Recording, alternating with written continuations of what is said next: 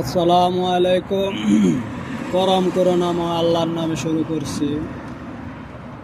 আজকের টপিক হলো ভালোবাসা নিয়ে। ভালোবাসা কিভাবে জন্ম নেয়, কি আল্লাহর তরফ থেকে ভালোবাসা জন্ম নেয়, না পরস্পরের পরিচয় থেকে, সম্পর্ক থেকে ভালোবাসা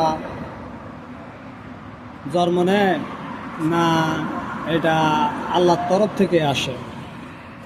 তো আমরা বিশ্লেষণ করে দেখতে পাই সেই ভালোবাসাটা একজনের প্রতি ভালোবাসা তখন জন্মে, এখানে পরিচয় বটে, আন্তরিকতা বটে, তার সততার উপরে ডিপেন্ড করে, তার কাজকর্মের উপরে ডিপেন্ড করে, তার যার সাথে আপনি কাজ কারবার লেনদেন উঠা বসা করবেন তার আচার আচরণের উপরে ডিপেন্ড করে ভালোবাসা।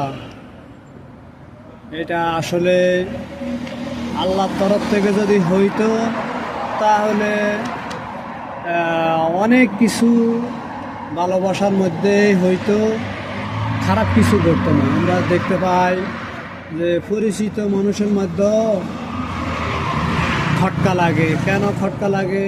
তখন কি ভালোবাসা ছিল না? তা ওই যে আমি আগে বললাম, তার স্বভাব চরিত্র, তার কথাবার্তা, উঠা বসা, লেনদেন, আচার আচরণ আপনার থেকে ভালো লাগেনি, তাই এখানে ভালোবাসা জন্মায়নি, খটকা লেগেছে। ঠিক আছে?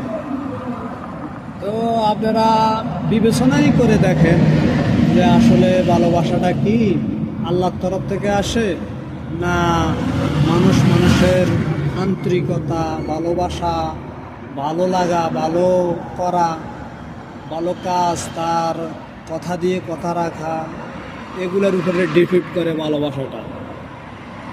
এই পর্যন্ত যে ভালোবাসা আরও বিস্তারিত আছে, পরে নেক্সট ভিডিওতে বলবো ইনশাআল্লাহ।